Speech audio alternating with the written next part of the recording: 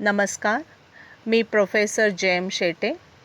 आज आपण कंपनी कायद्यातील शेवटचा टप्पा म्हणजेच कंपनीचे विसर्जन याबद्दल माहिती करून घेणार आहोत. प्रथम आपण कंपनीचं विसर्जन म्हणजे नेमकं काय हे समजावून घेऊया. कंपनीचं विसर्जन म्हणजे कंपनीची मालमत्ता सर्व ही काय केली जाते, पैशाच्या स्वरूपात त्याचं रूपांतरण केलं जातं आणि देणेकऱ्यांचे पैसे आधी फेडले जातात आणि तरीसुद्धा काही रक्कम शिल्लक राहिली तर ती भागधारकांमध्ये विभागून वाटली जाते.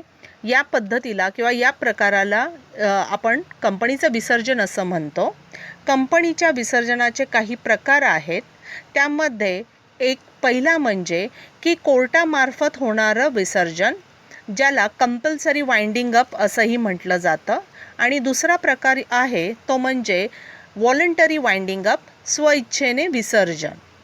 प्रथम आपण कंपल्सरी वाइंडिंग अप म्हणजे कोर्टामार्फत होणाऱ्या विसर्जनाचे त्याच्यामध्ये काही ग्राउंड्स आहेत ते पाहणार आहोत. पहिला ग्राउंड आहे तो म्हणजे स्पेशल रिझोल्यूशन पास करून कंपनीचे विसर्जन करता येऊ शकतं. त्याचप्रमाणे 1956च्या कायद्याप्रमाणे जर कंपनीने स्टॅट्युटरी मीटिंग अरेंज केली नाही किंवा स्टॅट्युटरी रिपोर्ट दिला नाही तरीसुद्धा कंपनीचे विसर्जन करता येऊ शकतं.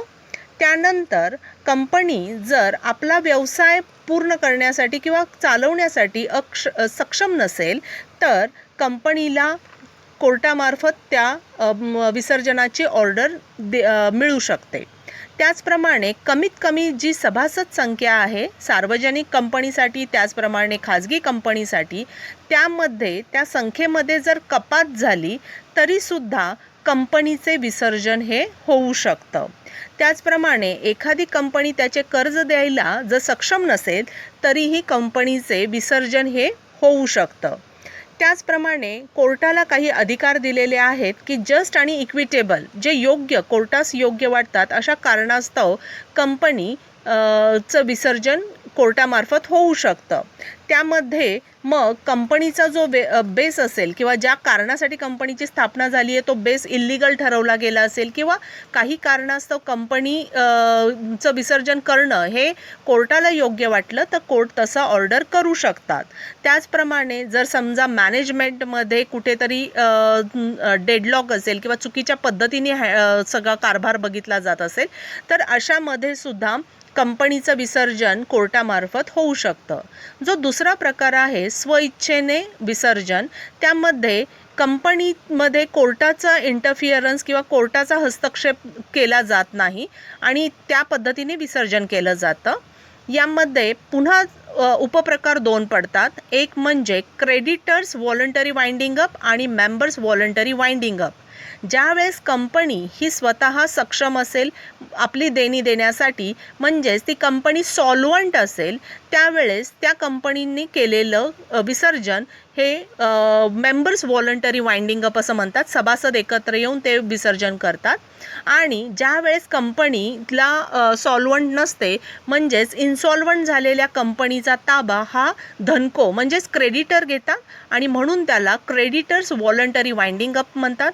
आणि प्रोसिजरचा विचार करता दोन्हीची प्रोसिजर किंवा पद्धती ही समानच आहे, परंतु फक्त क्रेडिटर्स व्हॉलंटरी वाइंडिंग अपमध्ये पहिल्या प्रोसिजर असते ती म्हणजे मीटिंग्स ऑफ क्रेडिटर्स. सगळे धनको एकत्र येऊन ठरवतात आणि त्यानंतरची प्रोसिजर मात्र सभासद व्हॉलंटरी वाइंडिंग अप असू दे किंवा धनकोंमार्फत होणारं स्वइच्छेचं विसर्जन असू दे, त्यामध्ये प्रोसिजर ही समान असते. त्यामध्ये पहिला मुद्दा जो असतो अपॉइंटमेंट ऑफ लिक्विडेटर.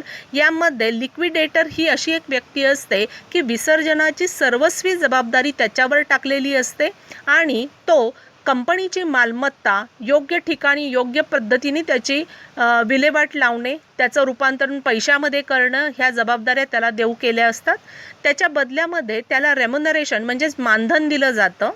ज्या दिवशी लिक्विडेटरची अपॉइंटमेंट होते त्या दिवसापासून बोर्ड ऑफ डायरेक्टरच्या सगळ्या पॉवर्स काय केल्या जातात, ह्या सीज्ड होतात म्हणजे त्या पूर्णतः संपुष्टात येतात. त्यानंतर ही प्रोसिजर जी काही वाइंडिंग अपची प्रोसिजर आहे ही बरेच दिवस वर्ष काही वेळेस बरेच वर्ष चालते. त्यामुळे समजा काही कारणास्तव जर लिक्विडेटरची जागा रिक्त राहिली तर त्याच्या जागी नवीन लिक्विडेटर अपॉइंट केला जाऊ शकतो. त्याला त्या पद्धतीने मानधन दिलं जातं. ज्या दिवशी लिक्विडेटरची अपॉइंटमेंट केली जाते त्याची माहिती ही रजिस्ट्रारला देणं गरजेचं असतं. त्याचप्रमाणे प्रत्येक वर्षी ज्याप्रमाणे ॲन्युअल जनरल मीटिंग ही होत असते कंपनीच्या कार्यकालामध्ये, त्याचप्रमाणे आता लिक्विडेटरची ही जबाबदारी राहते की प्रत्येक वर्षी ॲन्युअल जनरल मीटिंग घेणं आणि त्याचबरोबर ज्या दिवशी सगळ्या प्रॉपर्टीची विल्हेवाट लावून झाल्यानंतर आणि सगळे देणी घेणी झाल्यानंतर एका दिवशी तो लिक्विडेटरची ही जबाबदारी असते फायनल मीटिंग ऑफ डिझोल्युशन की विसर्जन झालं आहे हे डिक्लेअर करण्यासाठी, हे जाहीररित्या सांगण्याकरता एक मीटिंग ठेवली जाते आणि या पद्धतीने ही प्रोसिजर फॉलो केली जाते. यामध्ये फक्त मेंबर्स व्हॉलंटरी वाइंडिंग अपसाठी एक सर्टिफिकेट लागतं, त्याला सॉल्व्हन्सी सर्टिफिकेट असं म्हणतात की कंपनी ही सॉल्व्हंट आहे, आपली देण्यासाठी सक्षम आहे.